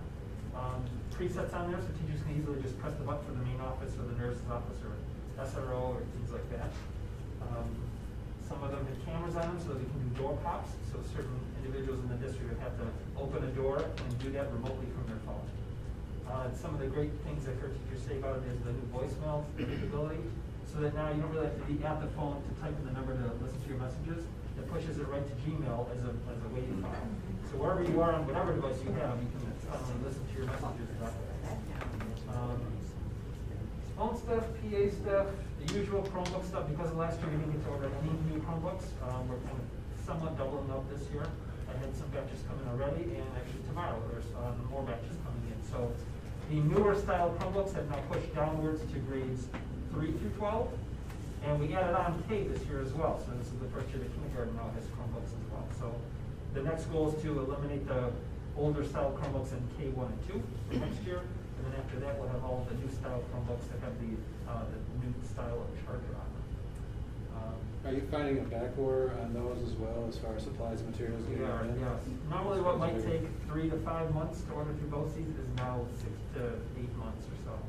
In fact, I'm very picky on the models that I get to, so usually looking for the ones with 8 gigagrams instead of 4, so those are even harder to find. Plus, we want touch screens, we want convertible 360 hinges, and we want stylus capability too. So you add all those features in too, it ends up having us wait a while to get the amount that we're looking for. And I can tell you this, I mean, those 3 features that you're talking about for a student to have access to are unparalleled. You're not seeing that in a lot of different school districts. And for a student to be able to use a stylus to write on candy, to then just push it to their teacher, it isn't happening in a lot of school districts around here. So that does put us on a level that is far, I believe, above area school districts. So when I after dinner last night, I looked around my kindergarten. The kindergarten didn't have it, but my 5th grader, my 10th grader had it last night, and I said, "What the heck are you guys doing?" And it was I mean, for Kate to write out her algebra and put it on there, and then push it maybe to somebody in the back of the room who's a little more rambunctious back there. It's a pretty cool thing to see. I mean, It's a whole noteworthy. junction. You can rest your palm on there and you're not making any string marks, because the one style uses a magnet, the newer style, which is the one I have here, actually uses a battery, so it's even more sensitive. But flip it around like it's a tablet and be able to rest your hand on it and write. But to even draw it, my Nathan was drawing on it last night. I mean, it was beautiful. It looked just like when he's drawing on paper. I don't see that in my district at all, and I don't know if I ever will see it in my district. I talked to the districts, and they're always asking me, should I or should I not get a touch screen? And I say, I've never not bought a touch screen. In fact, it's what kind of stylus should we get with it? And you're right, other districts. But it's developmental. It's developmental. I mean, really, if you think about it, because how many first graders are we really sitting down and doing typing programs with, right? So it's huge, I think. So thank you. The only downside now is styluses are hugely out of short supply. We waited 11 months last year to get our order of 100 of them. So. Did we ever, Rob, look at those? I know we talked about at one point, like getting some inclusive insurance on those styluses too, if that's an option. I mean, 20 bucks is not much for a lot. We could have added that on, it would have been another $7, so it would have been $38 a year instead of $31. And we decided, since we're buying the styluses for around $14 a piece, then you add on state aid on top of that, it is actually less than it would be to ask for a parent to pay for the insurance. Okay. So there's some pros and cons to it there. We wanted to keep that number down. And also with the insurance we're doing this year is first time using a new company. They're giving us more advantages than the last company did. And we're now insuring for 10 months instead of 12, which brought the cost down as well. It just means the pressure's on me to get everything in before July 1st to get prepared. Because from July to September 1st, they're technically not insured since they're with us in the summer. I'm sure you keep track of like loss of, equipment or how much has to be repaired. And do you guys, I mean, is that like showing a lot of we have a lot of damage to stuff? I mean, is there? No, the damages we're more likely seeing is from Chromebooks that are 4, 5, 6 years old with hinge issues. Not so much a kid dropped it or intentionally broke it. It's really age, wear and tear of the machine. And what really changed it was, with COVID, kids taking them back and forth in elementary that they never did before. So that was more transporting them, which resulted in hinge issues. We're not saying we can't handle it. Good. Yeah. Anybody have anything else to share? So I would plug the insurance. If you haven't bought the insurance, you should. It's very worth your while. My son had 2 situations that I was very happy we had insurance over. But I'm also excited to say that tomorrow, or Thursday night at Middle High School Open House, Holly Hudson, our new instrumental, and the band crew, they're going to be doing a beginner band meeting with families. She has a great turnout for 3rd grade families that are really excited and showing up. She's working with families who have cheerleading and youth football practices and meeting with them separately. So they're going to be up here at the middle high school for a presentation. But the kids are eager, and she's, I think, more excited than they are. So we're revamping that program as Gethsemane would, and it's been phenomenal. Awesome. Good. That's good news. Like it. That's all I have. Okay, thanks, everybody. On to new business. Be it resolved that items 8.2 through 8.6 be approved by consent agenda. Can I get a motion? So moved. Second? Second. Any discussion? All in favor? Aye. Motion passes. So that takes us to 8.7.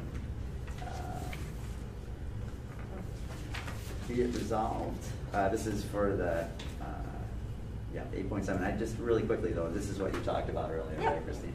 Yeah. Be it resolved that the following equity allocation at June 30th, 2021 is recommended by the business administrator be approved. Can I get a motion? So moved. Second? Any discussion? All in favor? Aye. Opposed? Okay, motion passes. Budget transfers. Be it resolved that the attached listing of budget transfers for the fiscal year ending 6/30/2021 as recommended by the business administrator be approved. Can I get a second? Second. Any discussion? All in favor? Aye. Aye. Opposed? Motion passes. 8.9, winter track. Be it resolved that the addition of winter indoor track be approved as an extracurricular activity. Can I get a motion? So moved. Need a second? Second. Discussion. Well, I'll probably open up for discussion because I would hope that, just for in general, I would hope some people can inform me of some other things because I've only got a couple. We originally got this brought to us, in August? Had a great presentation by everybody, really, really thorough. And then we kind of put together some questions. I'm not so sure, and I can only speak for myself, if I got fully all those questions answered. I'm still actually, as I was writing some emails today, still asking some questions. So I don't know if anybody here has any other discussion about that, or would like to have some input, or inform anybody of any other possibilities of why we actually have to do the looking at the whole picture of, if you're just looking at adding the sport, 100%, absolutely great. Get kids moving, do whatever. But as I sit here and look at the whole picture, and just hearing numbers alone just makes me nervous to not make sure we're really looking at all the edges of things and doing our due diligence.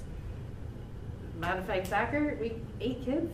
That scares me. Like, that's tough. That's always been something I think we've had a little bit more involvement in. That's just the reality of it. So I don't know if I'm a visionary. I look a lot bigger picture. I don't know if that concern is the number part, and I don't know if I would feel better if maybe we had an ideal number of how many athletes potentially this could do, because I'm going to be honest, I don't know if Peter Bueller's going to be involved, but if he is, God bless him, and it's going to be a lot of kids because it's super successful. and that's just based on past. And he is integral to that, so I do believe it is a wonderful thing, but that really makes me a little nervous about how is that going to impact, and that's kind of where I'm at. Adding things are great, but what is the ancillary impacts it's going to have? I don't know. I'm hoping I could get a little bit more, but I seem not to get too much from that, and seeing if, so I don't know if anybody wants to add anything or offer it, but. I mean, historically, because this came up the last time I was on the board, historically my concern was, will indoor winter track basically decimate the swim program? And I think back then, I think the answer was probably. But now, I mean, my thought, and that's why I had asked Jeff, and I know he says that dual participation, it is still going to go, and it's going to be alive and well here, and we're going to allow kids to do that. That alleviates my real concern, you know, because I think, are you going to totally lose a swim kid? Probably not. You know, if they can swim and do some track, you know, I think that's probably good. I don't think you're going to lose a basketball kid to indoor track. I don't think you will. You know, I think it opens up doors to kids who aren't swimmers and aren't basketball kids. My concern previously, it was a few years ago now, was that it would basically probably kill the swim program. You know, and that was why I made sure that, you know, the dual participation was going to be there. I don't want to say it 100% soothes me that it's not going to, you know, may not hurt the swim program, but I think it allows the kids then to do both. That's my thought. So I guess on that it. That brings was me my to dual biggest participation. concern. Yeah, if we're really relying on supplying our teams with dual participation, I'm going to be honest, at discussion last year when this was brought to us, the narrative given to us on the dual participation, and you correct me if I'm wrong with the existing board members, but it was rare. It was going to be a very rare, isolated situation, 1 or 2 kids maybe. It was designed for the one kid, who was a soccer kid who kicked for the football team. Is that what it was way back when? But, you know, Jeff, I think, wasn't even really in favor of it. He didn't really care for it. But now it seems to be somewhat promoted, and that kind of concerns me, because looking back at, not that it can't be done, but is that a reason to rely on staffing our teams? Well, I don't think we'd rely on it to staff the indoor track team. I think we would rely on it to not kill the swim team. Right. But you got exactly, but you're still relying on hoping kids do dual participation. Hoping. If they do, now we're promoting something. What do the kids want to do? Do the kids right, if a kid would rather run track, they'd rather do this? So then do you have to say, do we do one program or the other? You know, I don't know what's the number on the swim team, but it did sound like the indoor track, you know, if you had 2 kids, you could make it go. You know, you don't need a team, but. And if you have 40 or 50 kids, right, then you I don't know where the kids are coming from. I mean, I do. They're coming from somewhere, but and that's my concern too, is that do you completely kill something else to try to do this? And yes, you don't need the numbers to do the indoor track, but what is the draw of the indoor track, and what does that look like? And that's, I have the same concern that you do, is but then at the end of the day, so what does that, I'd rather the kids be able to do what they want to do. If the majority of the kids would rather do the indoor track than do the swim team, then so be it. That's what the kids want to do. But I think you also need to look at your local youth program. So we're here talking about soccer, and I've got a daughter that maybe thinks she wants to be a soccer player, but we've not taken the step to go to Batavia to be in the soccer league. There is no youth program here in Oakfield to develop these kids. You know, we've got great softball, we've got great baseball, we've got great football. With that comes the cheerleading. We've got great youth programs that can feed these programs, as there's a handout to the school with soccer, and then I would say swimming. So we've got a major investment, of course, in this pool. We've got some reports from John about investments that are coming. So I don't think anybody's looking at walking away from that anytime soon, but it's certainly an expensive asset for us to maintain And I think probably there needs to be a conversation of how to better utilize that asset. And I think it backs up into the youth and trying to hook these youth. So speaking of my daughters, I came to realize they have to swim in this pool. Yeah, because it's not happening in elementary school. And some of these things have been a casualty of COVID. Yeah, but not consistent. Yeah, no, I don't buy that though. So we did do some summer swim programs going back a couple of years ago, and I think we did a fall swim night that were staffed. So there were some things going on to better utilize the pool, but essentially nothing now. So if our concern is, I guess my point is, if our concern is, are some of these waning programs, like put soccer and swimming both together, we need to promote, we need to promote the youth. We need to get our younger kids involved in this. And so for the track, for instance, there's the run club in the elementary school. I think we all just got to focus on that elementary students. So even in that program, the youth in our elementary school are being driven into that. So I think that's an opportunity.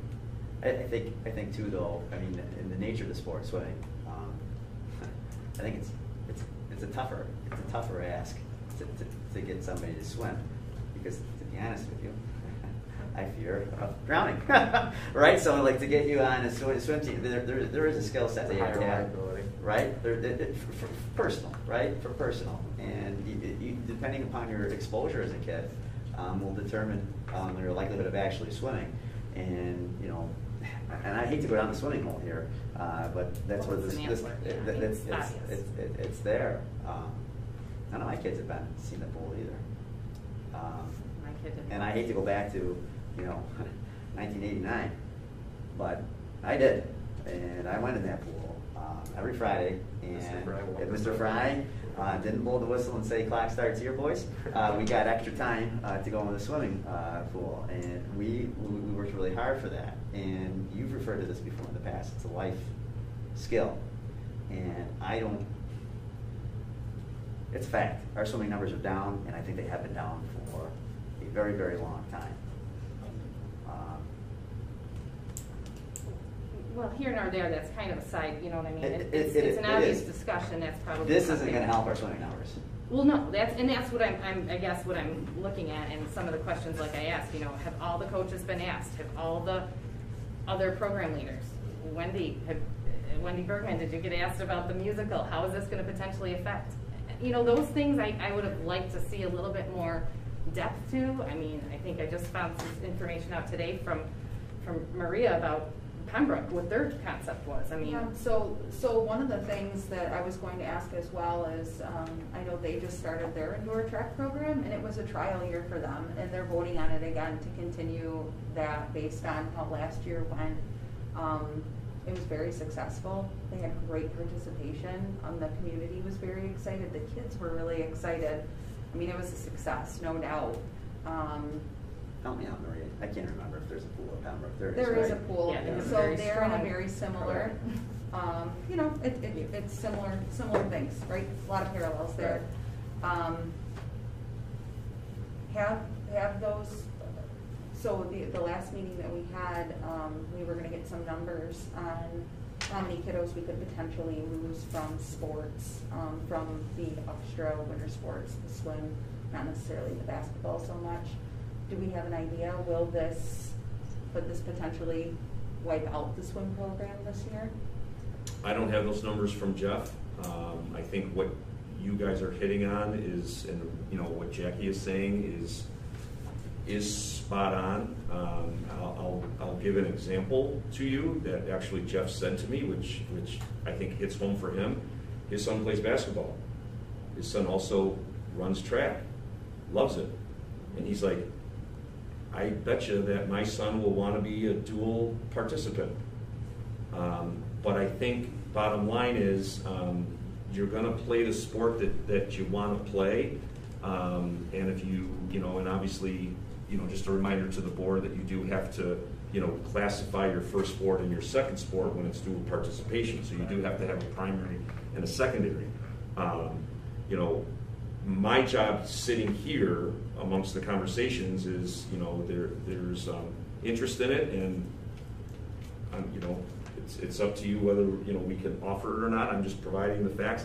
I can't tell you if we're going to lose basketball players or swimmers. I do think that it's a different skill set. I don't think a basketball player is going to say, you know what, I'm not going to play basketball, I'm going to do track. It may be a little different at the modified level when kids are still trying to figure out in 7th and 8th grade what they want to play. But I can't foresee, you know, you have some of these great swimmers. I don't think they're going to, you know, quit their sport to go run track. I don't, or at the very least, they'll say, can I do both? But I honestly can't answer those questions for you. I also think, like, when we ask that question, why it feels like a bit of an unfair question to ask an employee of the district to tell us what a 6th grader is going to do in 4 years if we offer, you know, indoor track, you know, that may have been on a path to swim. I mean, how does Jeff know what either of my daughters intend to do going forward? So I understand why we ask the question, because we're looking for every insight we can get. But the bottom line is, man, we have no idea. I mean, I guess that's why I go back to factual. What we do know is the facts. I mean, the 6th through 12th grade, we have ranging from 47 students, male, female. The highest, I believe, was 68. A couple variants in between. Not everybody's an athlete in those numbers. We're already sharing. This is just my logical concern. I'm not looking at this in a vacuum. I'm looking at it at a 100,000-foot level, trying to make sure the ancillary impact is not going to be large enough that we're like, oh man, now we're cutting something. Now we're losing. So we added, but we lose. So how can we balance that? How can we best look around the edges to figure that out? I mean, I know I'm trying to make sure I can answer to be reflective of the part of the community that is concerned about that. And if you're just looking at it like, hey, give kids an opportunity, give them what they want, I go for it. I'm all for it. That's wonderful. I just want to make sure that due diligence is done, that we can gather as much information. I would love to have further discussion with Pembroke, a very comparable district to us in that sense. See how they kind of have done things. I mean, and previously we were told we didn't know if Batavia was going to have it. Well, Batavia did offer it to us. So we still do have that option. I don't know if it's been stretched to say, hey, can we have more kids go? I don't know. I mean, there's some of the options we could discuss of, could there be a limit? We asked if there's any cuts, any not. I don't know. I mean, we can't cut kids, but how do we trial into this and make us all feel comfortable that we're kind of testing the waters and hoping we're not really putting a nail in a coffin and something that, yeah, we got to be looking at this pool for a large investment at some point. So at some point, if I'm saying, hey, I'm going to open something up knowing farewell risk, that we might sit there in a year from now and say, well, we got 8 kids on the swim team and we got a $500,000 pool that repair. It's going to be tough for me to say, let's repair it. But that's a whole different topic of take the swim scene aside. We have to get these kids in that pool, our community in that pool. That's a whole nother topic, a whole nother time, but that's irrelevant of that swim team. So I guess just the discussion, and that's what I think is really good, and I think opening up, we should have discussion about this stuff, because I don't think we get enough of it, and I don't think we get all the answers, not that we're all going to get the answers all the time, but. When was your deadline to get going this year? Is it like tonight you gotta know, or? I mean, is that a question for Jeff? I'm sorry. Yeah, well, I didn't hear the question. So when's the deadline for really them having to know that, like, if we say, hey, we obviously still got a lot of questions, can we push it to another month, or is that putting them way behind to really get this thing started? You're looking probably at a November start date. For winter sports, we usually go out a month beforehand, as far as, you know, getting coaches on board and a recommendation to the board to approve, you know, the individual, you know, vacancies and things like that. You know, I could tell you that if you wanted to table this discussion, you could approve it at the October meeting. It would mean that we would be scrambling around a little bit, but not that we can't make it work. You're used to that after last year, aren't you? Yeah, we do So that every day.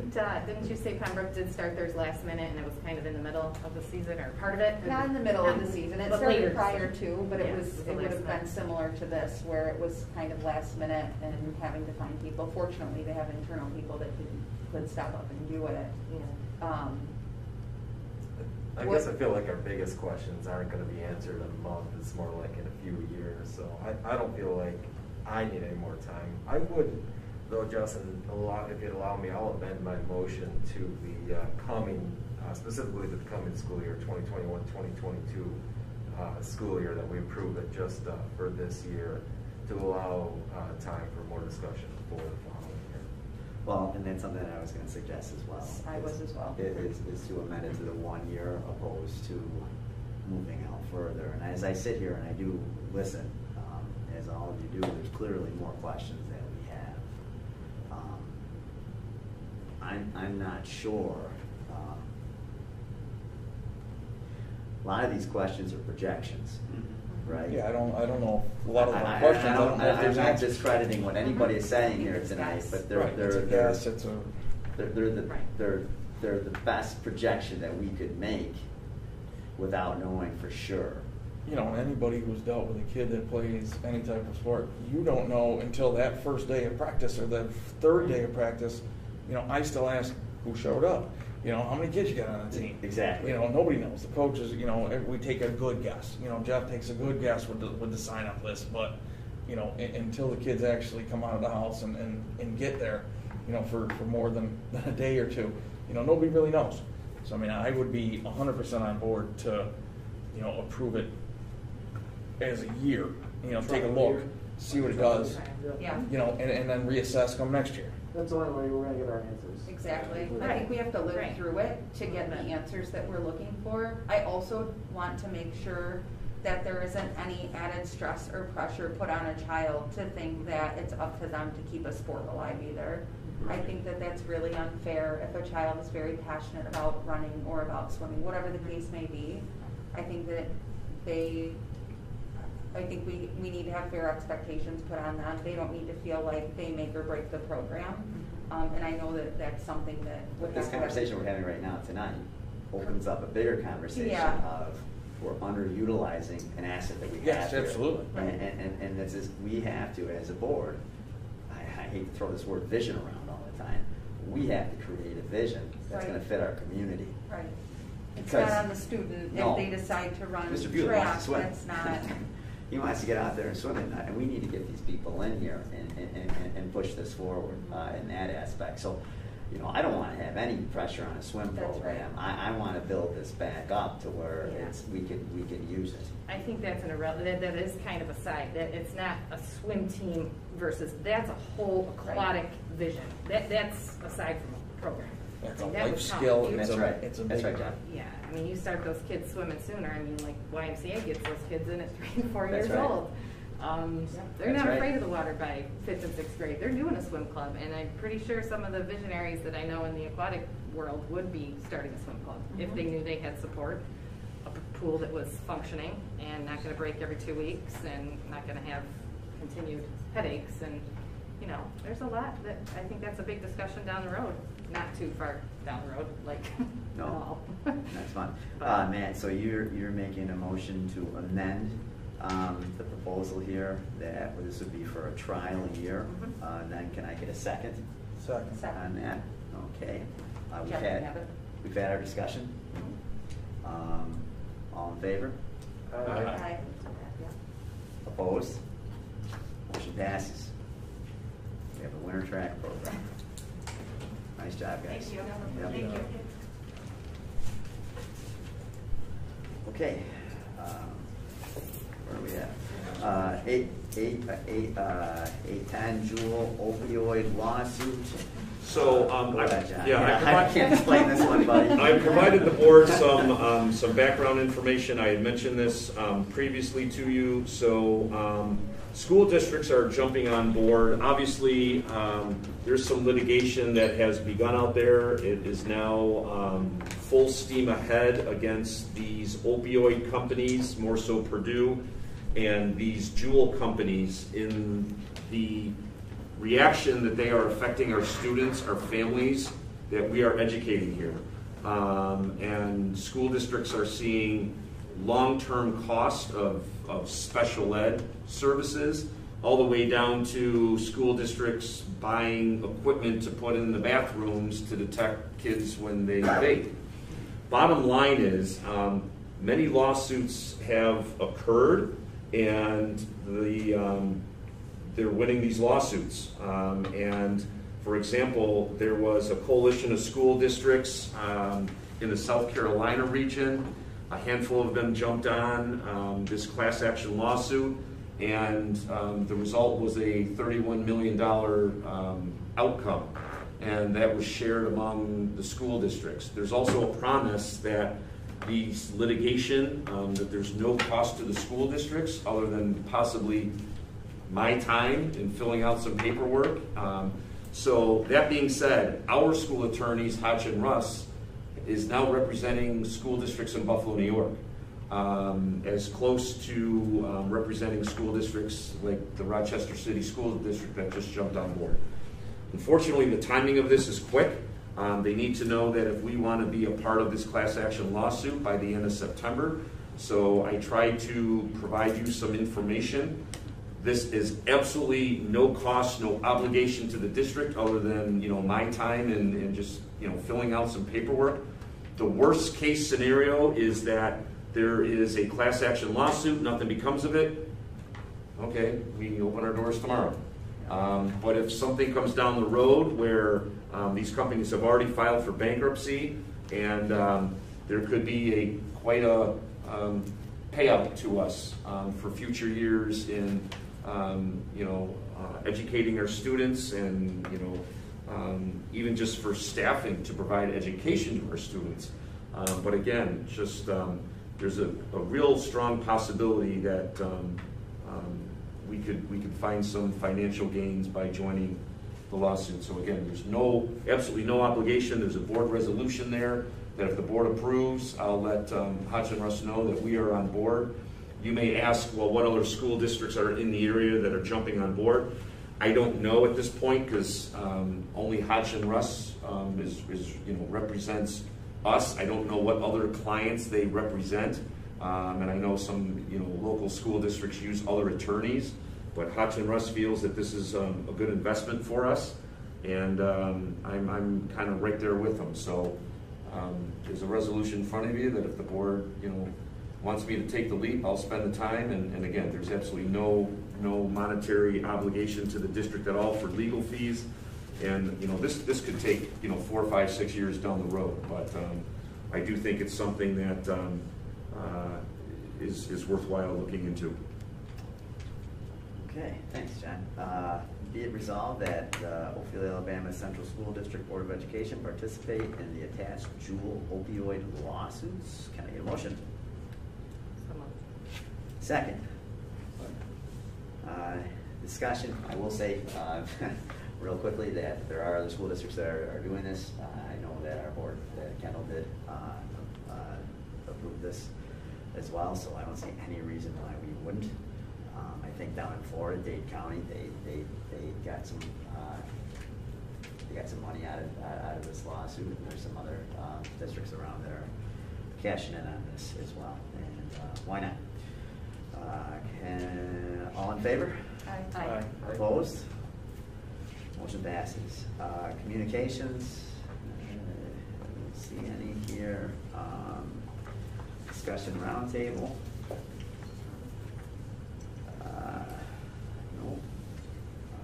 Subcommittee reports. I didn't think we had anything to talk about tonight from these subcommittees. We got a health and wellness committee meeting coming up. 22nd? 22nd, yeah. Put that in the calendar. And walk to school day on the 1st.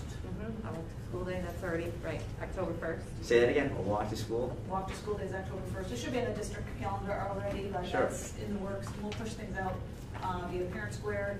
And actually, Melissa Des Moines, who just left, she does a fantastic job. She actually takes the lead on that most of the time and just touches base with Lynn, myself, and the committee to make sure that we're on board with everything. Good. So that's in the works. No rain. No rain. Yeah. It's gonna rain. Yes, no rain. Yeah, Back- don't say back that for in the rain. universe. Back for rain. It's also homecoming. It's also homecoming. Oh, definitely no rain. An exciting day. Okay, on to personnel. Be it resolved that items 11.2 through 11.9 be approved by a consent agenda. Can I get a motion? Second? Second. All in favor? Aye. Motion passes. Justin, if I could, yes, go ahead. Can I introduce you to Melissa Carney? She's joining us as a new social worker. She comes to us from Wyoming County DSS with many years of experience. We're very excited to have her on board. Congratulations, Melissa.